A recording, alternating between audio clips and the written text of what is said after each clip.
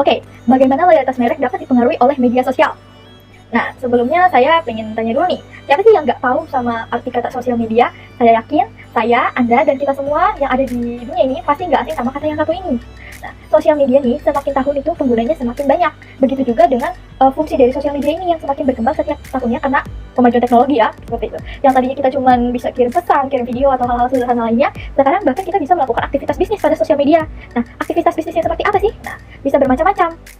Bisa melakukan transaksi, bisa, habis itu bisa melakukan sebagai media promosi. Nah, dengan adanya media sosmed ini, diketahui itu bisa dijadiin media promosi yang baru. Nah, dan hal ini tuh tentu akan mempengaruhi terhadap penjualan produk dan loyalitas merek terhadap suatu usaha. Nah, kok bisa sih? Kok bisa sosial media itu bisa nyambung ke loyalitas merek? Nah, karena di dalam sosial media itu kan terdapat banyak pengguna ya. Tadi sudah saya katakan kalau penggunanya itu semakin bertambah tiap tahunnya dan akan terus bertambah penggunanya kan. Nah, dari semua pengguna itu diketahui itu pasti adalah di setiap penggunanya itu pasti mengikuti satu brand community atau komunitas merek. Bisa lebih dari satu, bisa satu aja gitu. Nah, dari komunitas merek inilah loyalitas merek itu bisa dikaitkan seperti itu terhadap dengan sosial media. Untuk manfaat komunitas merek ini diketahui ada 1, 2, 3, 4. Ada 4. Yang pertama itu kita bisa berbagi informasi. Yang selanjutnya kita juga bisa memperkuat sejarah dan budaya. Lalu yang ketiga kita juga bisa memberikan pengaruh yang besar. Bukan saya terlewat. Yang ketiga bisa membantu konsumen dalam menemukan informasi. Dan yang keempat itu bisa memberi pengaruh yang besar terhadap loyalitas merek seperti yang telah saya sebutkan tadi.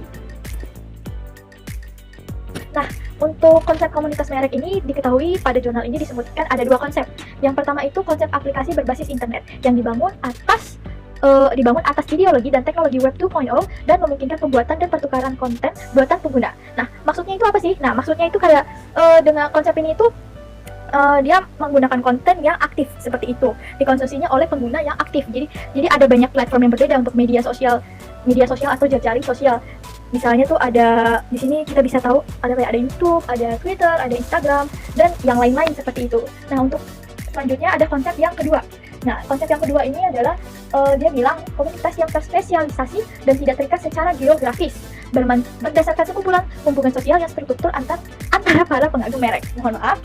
Jadi ini maksudnya itu biasanya tuh kalau yang dari jurnal yang saya baca, dia itu lebih ke merek atau ke produk seperti itu, konsumsi barang atau jasa. Nah, habis itu ada pengaruh komunitas merek dalam loyalitas produk. Nah, tadi kan udah dikasih tahu nih manfaatnya. Nah, terus gimana nih pengaruh komunitas merek itu maksudnya gimana sih? Nah, oke, jadi saya jelaskan ya. Jadi yang pertama itu ada hubungan pelanggan dengan produk. Nah, misalnya nih, saya bagi suatu kasus ya. Jadi pertama ada si A. Si A mau beli gitar. Nah, gitar ini mau beli gitar, dia cari-cari, ketemulah dengan satu community brand. Nah, misalnya dia lihat dulu nih produknya, bagus atau enggak. Dia lihat, oh bagus. Kalau dia bagus, step yang kedua pasti dia langsung cari ke hubungan pelanggan dengan merek atau mereknya. Nah, jadi dia cari mereknya, misalnya apa? Merek gitarnya Yamaha. Nah, Yamaha, wah bagus nih kalau Yamaha. Tahu sendiri lah kalau Yamaha ya. Ini saya plesetkan kan Yamaha. Jadi Yamaha itu kan banyak banget menjual produk alat musik yang sangat bagus dan terpercaya. Nah, semakin percayalah tingkat. Ini belum tahap beli ya, ini belum tahap beli, dia masih makin mikir. Nah, dia semakin yakin nih di tahap 2. Nah, yang ketiga, nah terkadang tuh bisa terjadi pembelian di sini, bisa juga tidak. Nah, kalau misalnya tidak, maka beralih ke tahap yang ketiga. Nah, di tahap yang 3 ini sudah final nih, yaitu hubungan pelanggan dengan perusahaan. Jadi dia cari tahu nih apa nih perusahaannya si Yamaha ini nih, PT apa, PT bla bla. Misalnya PT Yamaha Yahoo. Nah, Yamaha Yahoo tuh bilang, oh Yamaha Yahoo itu dia banyak nih keluarin ininya, selain itu ada banyak, nggak cuma alat musik, dalam segi otomotif mungkin atau dari mana. Nah, misalnya itu, nah semakin percayalah dia karena ini adalah perusahaan yang besar dan pastinya terpercaya. Nah, biasanya pada tahap ini sudah tahap final, mereka akhirnya melakukan pembelian, yaitu misalnya gitar tadi. Nah, yang keempat ini bisa menjadi ajang penentuan untuk penentuan untuk meningkatkan pelanggan atau tidak, hubungan pelanggan dengan pelanggan. Nah, seperti itu. Misalnya nih, si A kan udah beli gitar nih. Nah, gitar Yamaha itu udah datang, dia bawa nih ke sekolah. Si B ngelihat, gitarnya bagus, beli di mana? Nah, si A bangga dong, bukan bangga, maksudnya kayak, wah iya nih, pilihan saya nih nggak salah gitu. Nah, dia bilang, saya beli di sini, mereknya Yamaha. Nah, dikarenakan si B ngelihat gitar A itu bagus, kadang nggak mesti gitar ya, semua produk apapun, dia jadi tertarik untuk membeli. Di mana sih kamu belinya? Oh, saya beli di toko ini, di produk ini, kadang disebutin juga perusahaannya bagus, begini. Pokoknya udah percayalah. Nah, si B akhirnya karena percaya dengan si A, akhirnya si B membeli juga. Akhirnya proses yang keempat ini tuh terjadi lagi seperti itu. Dan seterusnya kalau misalnya berhasil dan sesuai, seterusnya akan meningkatkan pembeli dan penjual. Nah, itu adalah pengaruh komunitas merek dalam loyalitas produk. Oke, selanjutnya itu ada pertanyaan. Di sini sudah dilampirkan oleh Bapak Dedi 3 pertanyaan. Yang pertama, gimana saya menentukan populasi dan sampel? Nah, menurut dari jurnal yang telah saya baca ini, populasinya itu diketahui dia sebutin itu dilakukan sama pelaku usaha. Jadi pelaku usaha, tapi dia itu seperti apa ya? Pelaku usahanya orang-orang yang menjadi anggota dalam community brand gitu. Jadi orang-orang yang ada di community brand, dia mengasih beberapa pertanyaan atau questions dalam bentuk survei. Nah, untuk sampelnya diketahui mereka telah para penulis sudah berhasil mengumpulkan sebanyak 440 sampel seperti itu. Untuk metode akuisisi datanya, mereka saya membaginya terhadap 5 metode.